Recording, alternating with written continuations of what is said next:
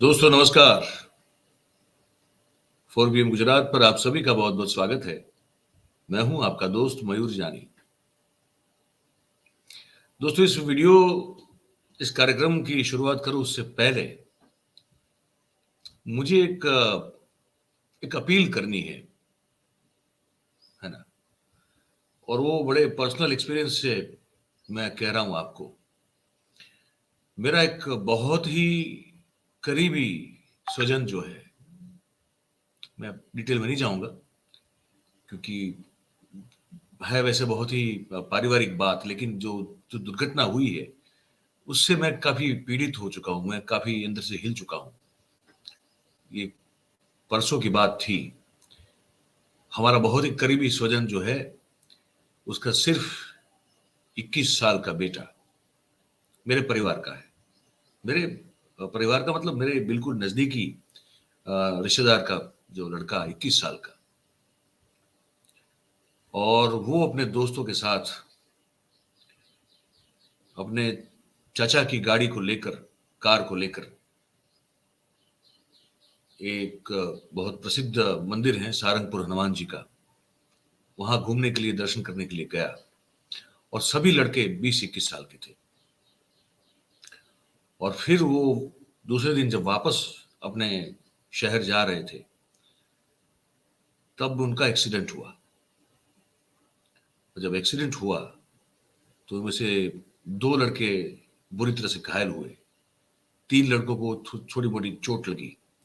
और मेरा जो परिवार का जो लड़का था, बेटा, जैसे मेरे बेटे की उम्र का, और मेरा बहुत करीबी स्वजन का बेटा, उसकी मृत्यु हो गई उस गाड़ी के पलटने से। अब पता ये चल रहा है कि गाड़ी जो चल रही थी वो सिंगल लाइन रोड था, और उस पर गाड़ी की स्पीड बहुत ज्यादा थी। और उस पर जो है वो एक स्पीड का, वो जो सोशल मीडिया पे जो पोस्ट किया था इन लड़कों ने कि गाड़ी पलटी उससे पहले, उसमें कुछ 110 120 किलोमीटर का उन्होंने वो फोटो खींच के जो है स्पीडोमीटर का वो डाला हुआ था। और उससे कुछ समय बाद गाड़ी पलटी है। माना यह जा रहा है कि शायद कुछ रील बील बनाने का चक्कर था, और उसमें कंट्रोल रहा नहीं। वैसे भी बड़े नौजवान बच्चे थे, कंट्रोल शायद नहीं रहा, गाड़ी पलट गई। और एक बड़ा ही होनहार युवा जो था, मेरे घर का है तो मुझे और दुख है, अगर नहीं भी होता तब भी दुख होता। वो उसको किसी मतलब अपनी किसी गलती के बगैर भी जो है उसको अपना जीवन जो है वो छोड़ना पड़ा। तो मैं अपील ये करना चाहता हूं, जितने भी माँ बाप अगर देख रहे हैं तो उनसे भी, अगर कोई युवा देख रहा है तो उनसे भी, ये रील के चक्कर में मत पड़े भाई। ये रील जो है ना, वो रियल दुनिया नहीं है। उसके परिवार की स्थिति मैं देख चुका हूं। मैं कल वहीं था। वो बाप जिसने अपना एक बेटा होनहार गंवा दिया, वो दादी, वो माँ, वो सब परिजन, मेरे जैसे सब जो बाकी के जो करीबी लोग हैं, वो सब, उन पर क्या बीत रही है वो तो वही जानते हैं।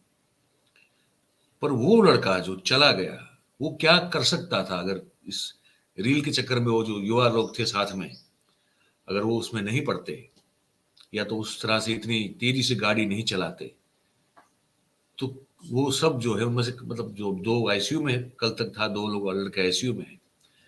तो तो अगर वो ऐसा शौक नहीं पालते, ऐसा शौक शौक ऐसी ऐसी ऐसी है मतलब हॉबी, ये एक तरह का पागलपन अगर नहीं पालते, तो आज सब सही सलामत होते।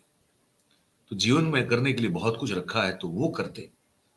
ये गाड़ी जो है इतनी स्पीड पे चलाना, फिर इसकी किलोमीटर की स्पीड की फोटो लेना, फिर उसको सोशल मीडिया पे डालना, और फिर गाड़ी पलट जाए तो किसी की जान भी चली जाती है, किसी को बड़ी ऐसी इंजरी भी हो जाती है जो जो कि हो सकता है कि आपको पूरे जीवन भर जो है वो दिव्यांग बना दे।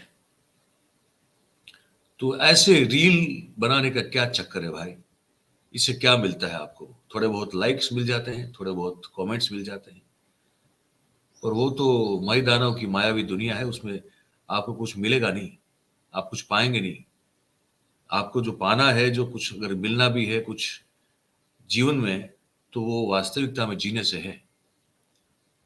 वो सोशल मीडिया प्लेटफॉर्म पे ये सब रील डाल के, है ना, ये सब करने से नहीं है। तो ये बेनती है, आप हो सकता, मुझे लगता है थोड़ी मैं लंबी बात कर रहा हूँ, लेकिन मुझे लगता है कि ये हमारा प्लेटफॉर्म है, उस पर लोग, आप लोग हमारे साथ जुड़ते भी हैं, बात भी सुनते हैं, तो मुझे लगा कि ये बताना आपको बहुत ज़रूरी था कि मैंने खुद वो ट्रॉमा फेस किया। मेरे बहुत ही करीबी, मतलब बहुत करीबी स्वजन का बेटा है, तो वो देखा नहीं जाता। फिर वो जो वो आकरण जो देखा है कल हमने, वो झेलना बड़ा मुश्किल हो जाता है। तो इस किसी बहुत ऐसे बहुत सारे किस्से हो रहे हैं, हम आए दिन न्यूज़ आती है कि रील बनाने के चक्कर में ये हो गया, कोई ट्रेन से कट गया, कोई कहीं ऊपर से गिर गया, पता नहीं क्या-क्या होता है।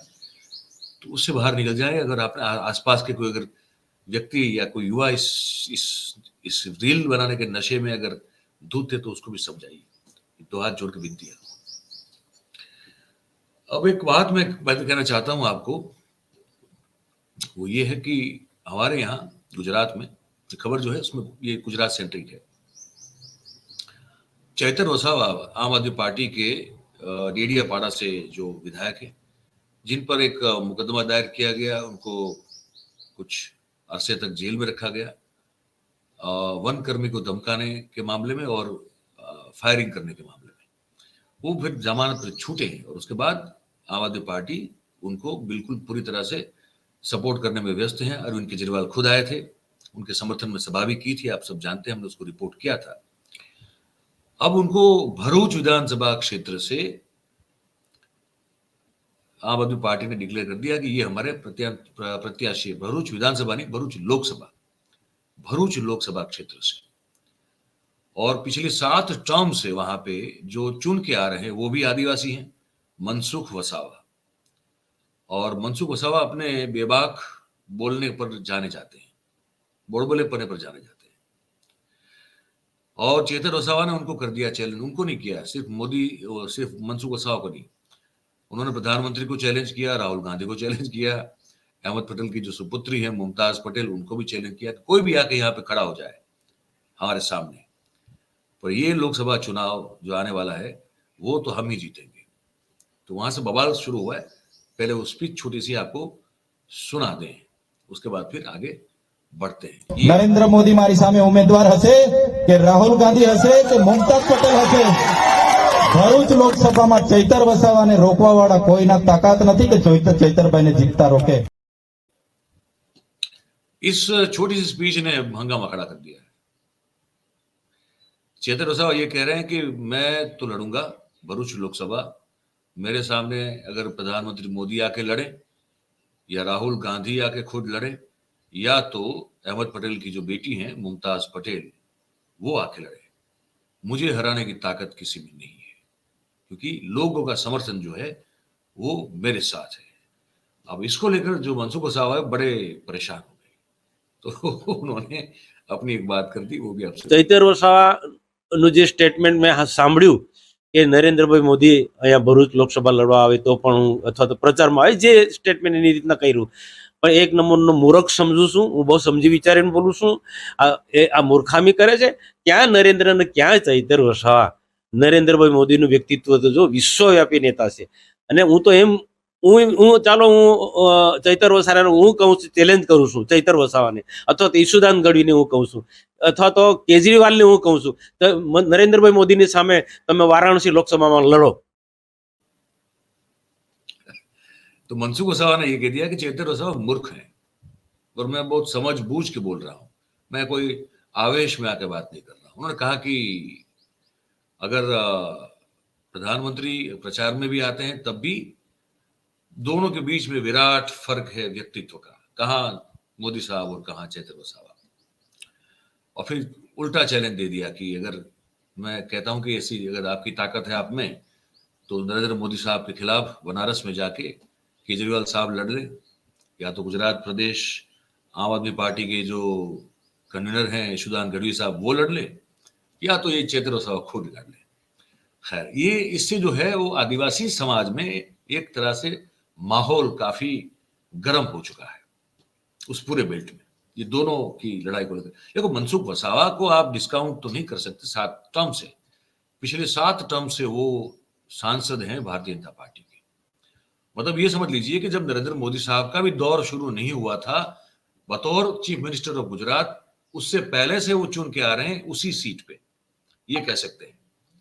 तो इसका मतलब है कि उनकी लोकप्रियता तो होगी उस क्षेत्र में, होनी ही चाहिए, वरना 7 लगातार टर्म तक और मोदी वेव के शुरू होने से पहले से अगर वो चुन के आ रहे हैं तो बड़बोलापन उनका है, लेकिन उनका जन समर्थन भी होगा। पर अब समय बदलता है, समय के साथ साथ समर्थन भी बदलता है लोगों का व्यक्ति के प्रति। तो चैतर वसावा जो है वो उभरते हुए आदिवासी नेता है, तो हो सकता है कि शायद इस बार उनको बड़ी टफ फाइट मिल जाए, या तो हार जाए या हरा दें। इसके बाद चैतर वसावा ने एक पत्रकारों से बातचीत की, वो भी आप सुन लीजिए। તારીખ 22ના રોજ ભરૂચ જિલ્લાના સુપ્રસિદ્ધ હનુમાનજી દાદાના મંદિર ગુમાનદેવથી અમે સ્વાભિમાન યાત્રાનો પ્રારંભ કર્યો છે. આવનાર 21 દિવસ આ યાત્રા ભરૂચ લોકસભામાં ફરનાર છે અને 13મી માર્ચ જે દિવસે મારો જન્મદિવસ છે તે દિવસે દેવમોગરા માતાજીના દર્શન કરીને આ યાત્રાનું સમાપન થવાનું છે. ત્યારે અમે ભરૂચ લોકસભાના દરેક વિસ્તારોમાં ફરવાના છે, લોકોને મળવાના છે, એમની સાથે તંદુરસ્ત ચર્ચાઓ કરવાના છે અને આવનાર લોકસભામાં વધારે ને વધારે લોકોનું જન સમર્થન અમને મળે અને લોકસભા અમે જીતીએ એ તરફ આજે શુભ શરૂઆત કરીને અમે આગળ વધી રહ્યા છે. યાત્રા થકી કેવા પ્રકારના લાભની આપને આ અમારી સ્વાભિમાન યાત્રા છે. જે રીતના દેશ અને રાજ્યમાં ભય, ભૂખ અને ભ્રષ્ટાચારથી ભાજપ સરકાર ચાલી રહી છે, તો એની સામે અમારી આ સ્વાભિમાન યાત્રા છે. ઘણા લોકોને જમીનો છીનવવામાં આવી છે, ઘણા લોકોને જીઆઈડીસી, જીએમડીસીમાં નોકરી નથી મળી રહી, ઘણા વિસ્તારમાં જે નર્મદાના પૂરો આવ્યા હતા અને ઘણું નુકસાન થયું ઘર વકરીને, જાનમાલને, છતાંય વળતર નથી મળ્યું.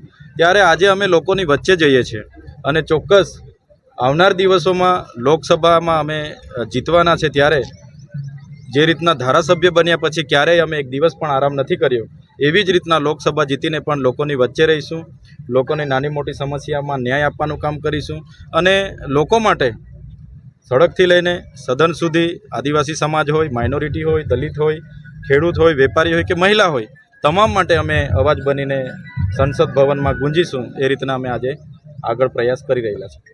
ચેતરભાઈ, હાલમાં કોંગ્રેસના જિલ્લા પ્રમુખે એક લેટર પણ લખ્યું છે કે ભરૂચ જિલ્લાની અંદર કોંગ્રેસનો ઉમેદવાર હોય, તે વિશે શું કહેશો? ઇન્ડિયા એલાયન્સનું ગઠબંધન છે, રાષ્ટ્રીય કક્ષાના નેતાઓ સીટ શેરિંગને લઈને બેઠકોનો દોર ચાલુ છે.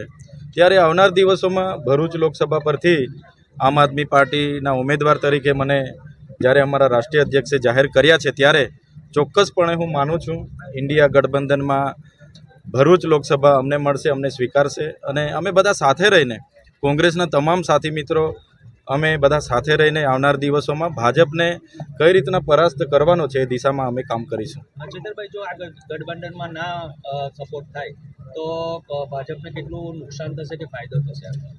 ઇન્ડિયા એલાયન્સનું ગઠબંધન છે અને ગઠબંધનની તમામ બાબતો પર સહમતિ થઈ ગઈ છે. ત્યારે तो ये चेतन वसावा थे, उनको ये पूछा गया, क्रक्स बता दो, गुजराती में बोल रहे थे, हिंदी में इसका सार ये होता है कि उन्होंने एक स्वाभिमान यात्रा शुरू की है जो 21 दिन तक चलेगी और पूरे भरूच जिले में ये घूमेगी। और उनका ये कहना है कि ये सीट जो है इंडिया अलायंस के चलते जो तय हो रहा है, उसमें ये सीट आम आदमी पार्टी को दी जा रही है। और पता ये भी चला है कि इसके अलावा भी एक और सीट है, मोस्ट प्रोबेबली भावनगर की सीट होगी वो, जो कि आम आदमी पार्टी को कांग्रेस दे देगी, वहां पे वो नहीं लड़ेगी। 2 सीटें शायद बताई जा रही है कि वहां पे गुजरात में आम आदमी पार्टी को लोकसभा की मिलने वाली है। तो उन्होंने कहा कि हम सब मिलके जो है वो भारतीय जनता पार्टी और उनके उम्मीदवार जो है मनसुख वसावा, उनको हम हराएंगे। अब इसमें मैंने कहा कि आदिवासियों के लिए बहुत बड़ा एक वो होता, क्या उसको कहते हैं ना, एक धर्म संकट भी कह सकते हैं एक तरह से, और एक तरह से कहे तो स्पष्ट चुनाव भी कह सकते हैं कि अब मनसुख वसावा साहब जिनको 7 टर्म से जिता रहे हैं, उनको जिताना है या नया चेहरा जो है, नई सोच है ना, उसको जितानी है। तो देखेंगे लोकसभा चुनाव में क्या होता है, इसमें जो भी डेवलपमेंट होगा वो हम आपको बताते रहेंगे। तो ये बातचीत हमने आपके साथ की, हमने सुनाई खबर, आपको कैसा लगा वो आप हमको जरूर से लिख के कमेंट बॉक्स में बताइएगा। बात अगर आपको पसंद आ रही हो हमारी, तो फिर इस वीडियो को लाइक करें, इस वीडियो की लिंक को आप हो सके उतना शेयर करें और हमारा जो चैनल है 4 PM गुजरात, उसको आप सब्सक्राइब करें और अपने आसपास के लोगों से करवाएं। बहुत बहुत धन्यवाद आप सभी का इस कार्यक्रम में हमारे साथ जुड़ने के लिए। Thank you very much. नमस्कार।